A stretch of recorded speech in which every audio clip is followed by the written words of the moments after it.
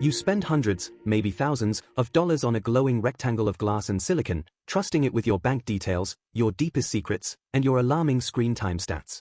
And yet, every single night, you subject it to a slow, methodical, chemical torture.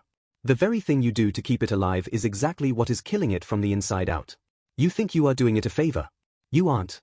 It starts with a persistent myth born in the late 1990s. Back then, cell phones were powered by nickel-cadmium or nickel-metal hydride batteries. These archaic power cells suffered from a very real phenomenon called the memory effect. If you didn't let your brick-sized Nokia drain completely to zero before plugging it back in, the battery would literally forget its maximum capacity. Fast forward to today, and your sleek modern smartphone is running on lithium-ion technology, specifically commercialized by Sony in 1991. Lithium-ion changed the world, winning the Nobel Prize in Chemistry in 2019. But the ghost of the 1990s still haunts human psychology. We treat our incredibly sophisticated lithium-ion cells like dumb nickel-cadmium blocks. People instinctively wait until their battery hits 5%, panic, and then leave it plugged in overnight, forcing it to sit at exactly 100% for 6 to 8 hours while they sleep. You might feel a strange sense of satisfaction waking up to a fully charged screen, but on a microscopic level, you have just spent the night stretching a rubber band to its absolute breaking point and holding it there. To understand why this is a terrible idea, we have to look at the violent, chaotic world inside that sleek aluminum casing, and look at the actual numbers that dictate the lifespan of modern electronics. Inside your phone is an anode made of graphite and a cathode made of a lithium metal oxide. When you plug your device into the wall, electrical current forces lithium ions to swim across a liquid electrolyte from the cathode to the anode. When you unplug and use it, they swim back. It sounds peaceful, but it is a microscopic war zone. Every single time these ions cross the barrier, microstructural damage occurs. The lattice of the graphite literally expands and contracts. But here is the critical part. The pressure isn't equal.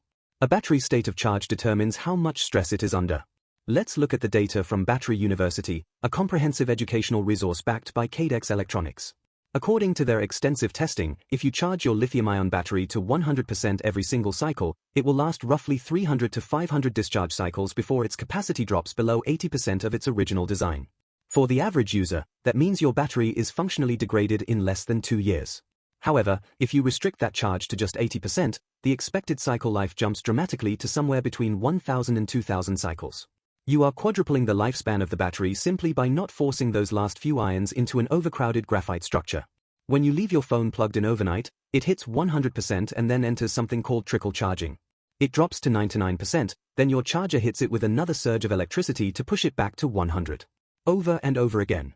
It is the chemical equivalent of eating a massive Thanksgiving dinner, and then someone forcing you to take another bite every time you exhale, for 8 hours straight.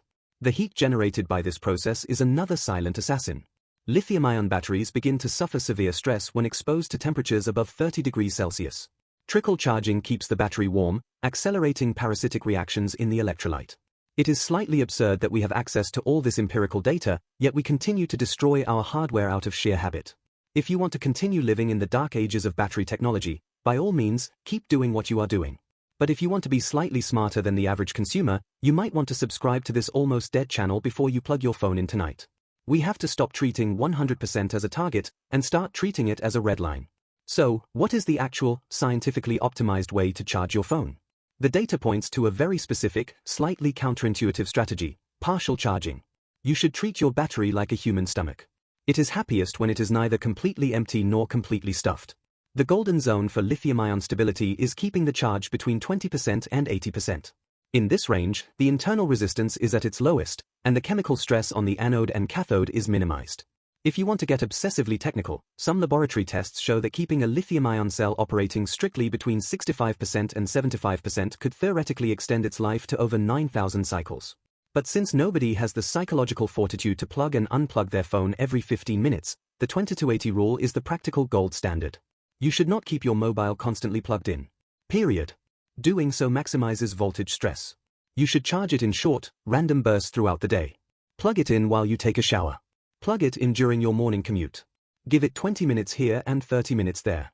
Modern fast chargers, which can pump anywhere from 20 to over 100 watts into a device, are designed precisely for this kind of sporadic top-up behavior. They rapidly push charge during the low-resistance phase when the battery is nearly empty, and deliberately slow down the current as it approaches 80% to prevent thermal runaway. So, the definitive answer is to abandon the overnight charge entirely. Top it up in the morning, let it drain to around 30% during the day, and give it a quick boost before dinner.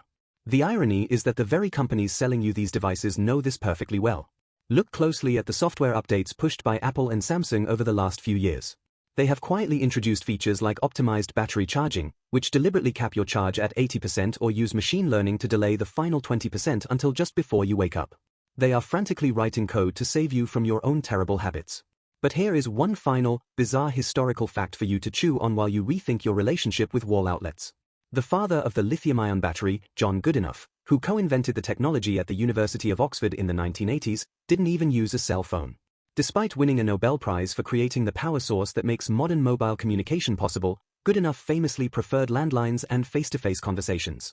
He lived to be 100 years old, which is a brilliantly long lifespan, perhaps largely because he never stressed about keeping a tiny glowing rectangle perfectly charged.